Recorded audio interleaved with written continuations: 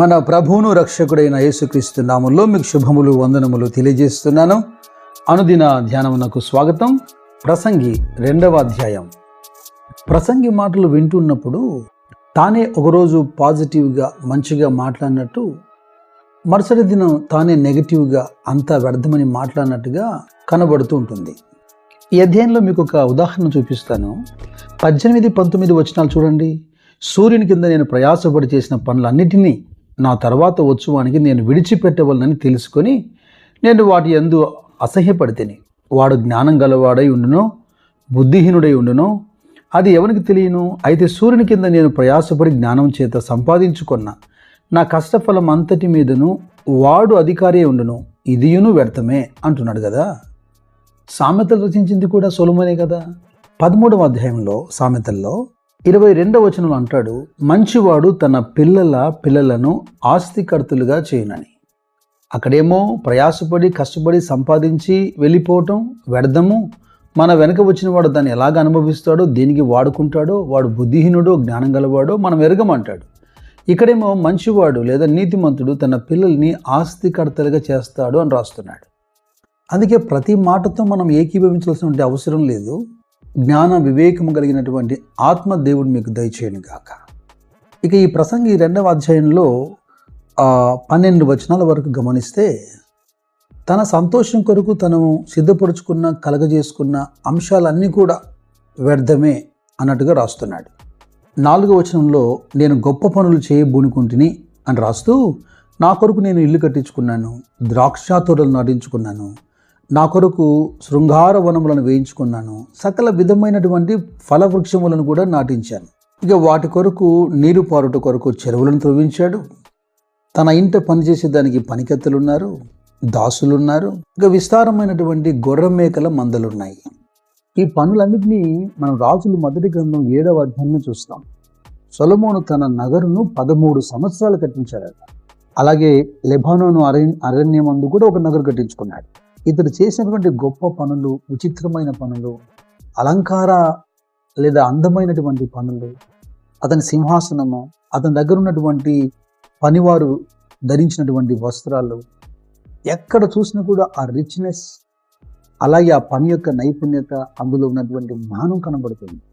అన్ని దేశముల రాజులు ఇదిగో బూదిగంతముల నుండి బయలుదేరి వచ్చిన షేబా దేశపు రాణి సైతం సొలొమోను ఎంతగానో పొగిడారు కదా, అతని పనులను పొగిడారు కదా. ఖరీదైనటువంటి ఎన్నో వస్తువులను, వెండి బంగారమును తన కొరకు తను సమకూర్చుకున్నాడట. రాజుల మొదటి గ్రంథం 10వ అధ్యాయంలో 10వ వచనంలో ఒక షేబా దేశపు రాణి బహుమతిగా తెచ్చిందే 240 మణుగుల బంగారం. అది ఇక విస్తారమైనటువంటి గంధవర్ణము, రత్నములు బహుమతిగా ఇచ్చింది. తాను 10వ వచనంలో అంటున్నాడు 2:10 ప్రసంగిలో, నా కన్నులు ఆశించిన వాటిలో దేనిని నేను అవి చూడకుండా ఆపలేదు, అభ్యంతరపరచలేదు, నా హృదయం సంతోషింపకుండా నేను నిర్బంధించలేదు. ఇలాగా సంతోషించడం, శృతించడం నాకు కలిగినటువంటి గొప్ప భాగ్యము నా పని ద్వారా అంటున్నాడు. ఇక అతని జీవితంలో కొదువైనది ఏది లేదు కదా, ఇంత సుఖంగా బ్రతుకుతున్నాడు అని అనుకుందాం.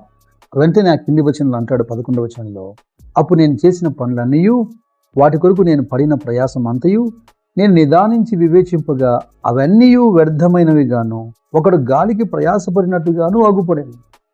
మనం ధ్యానిస్తున్నటువంటి ఈ మొదటి అంశం వ్యానిటీ ఆఫ్ ప్లెజర్ అయితే, ఇక 13-17 వచనాల్లో end of wise and fool అంటే జ్ఞానికి బుద్ధిహీనునికి కలుగుతున్న ఒకే గతి గురించి రాస్తున్నారు. సొలొమోను చెబుతున్నటువంటి ఈ అంశాలను మనం 2 కోణాల్లో చూడాల్సి ఉంది. భౌతికమైనటువంటి ఈ జీవితం, అలాగే మరణం అనేది అందరికీ ఒకటేలాగా కనిపించినా, దాని విషయమే ధనవంతులు గొప్పగా అతిశయపడి గర్వించాల్సిన అవసరం లేదన్న పాఠం నేర్చుకుంటూనే, శరీర సంబంధమైనటువంటి మరణం అందరికీ ఒక్కటైనప్పటికీ దాని గమ్యము, దాని ప్రతిఫలం వేరని మనం గమనించాలి. 15వ వచనం చూడండి, ఇతడు ఏమంటున్నాడో, కావున బుద్ధిహీనునికి సంభవించినట్లే నాకును సంభవించును గనక నేను అధిక జ్ఞానం ఏలా సంపాదించితినని నా హృదయం అందు అనుకొంటిని, ఇదియు వ్యర్థమే. జ్ఞానులకు బుద్ధిహీనులకు కలుగుతున్న ఒకే రకమైనటువంటి ముగింపు, మరణం గురించి ఇతడు మాట్లాడుతున్నాడు. కేవలం లోక సంబంధంగా ఆలోచిస్తే జ్ఞానికి, మూఢునికి, బుద్ధిహీనునికి అదే రకమైన అనుభవం మిగిలిన నీతిమంతులకైతే కాదు కదా. శాశ్వతమైనటువంటి జీవం ప్రభువుతో మనకున్నదని మనం గుర్తుపట్టాలి.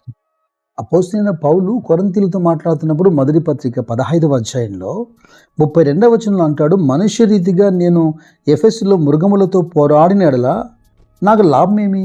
మృతులు లేపబడని ఎడల రేపు చనిపోదుము గనక తిందుము త్రాగుదుము అంటాడు. లోకానుసారంగా జీవించకుండా ఒక మంచి నిరీక్షణ కలిగి ఎందుకు మనం కొనసాగుతున్నామంటే, ఇదిగో పునరుత్థానం ఉన్నది, జీవితం ఉన్నది, ఒక ఎటర్నల్ లైఫ్ ఉన్నది. పక్షులకు, జంతువులకు, మనుషులందరికీ జరిగినట్టుగానే మనకు జరగడం లేదు. ఇక ఈ అధ్యాయం చివరిలో 23-24 వచనాలు మనం చూడాలి. వాని దినములన్నీ శ్రమకరములు, వాని పాటలు వ్యసనకరములు, రాత్రి అందైనను వాని మనసుకు నెమ్మది దొరకదు, ఇది వ్యర్థమే. అన్నపానములు పుచ్చుకొనుట కంటేను తన కష్టార్జితము చేత సుఖపడుట కంటేను నరునికి మేలుకరమైనది ఏది లేదు, ఇది దేవుని వలన కలుగునని నేను తెలుసుకొంటిని. కష్టార్జితం చేత వచ్చేటువంటి ఆ రాబడిని, అన్నపానములను అనుభవించి సుఖంగా ఉండే ఈ అంశాన్ని మనం తిందుము తాగుదము సుఖింతుము అనే కోణానికి మనం తీసుకోకుండా, అన్నపానములు కలిగి అన్నవస్త్రములు కలిగి తృప్తి పొందాలి అన్న పౌలు మాటలకు మనం తీసుకోవాలి. ఈ అంశాలే ప్రసంగి 3:12 5:18 మాట్లాడుతూ వచ్చాడు. ఈ ఆస్తిపాస్తులు, ఐశ్వర్యము, వెండి బంగారము, వీటన్నిటిలో ఎక్కడ మనిషికి సుఖం లేదు. తన చేతుల కష్టార్జితం ద్వారా తాను అనుభవిస్తున్నటువంటి ఆ సుఖము, ఏదైతే ఆహారం తిని కడుపు నిండా నెమ్మదిగా నిద్రపోతాడో అది దేవుడు తనకిస్తున్నటువంటి ఆశీర్వాదం అంటున్నాడు.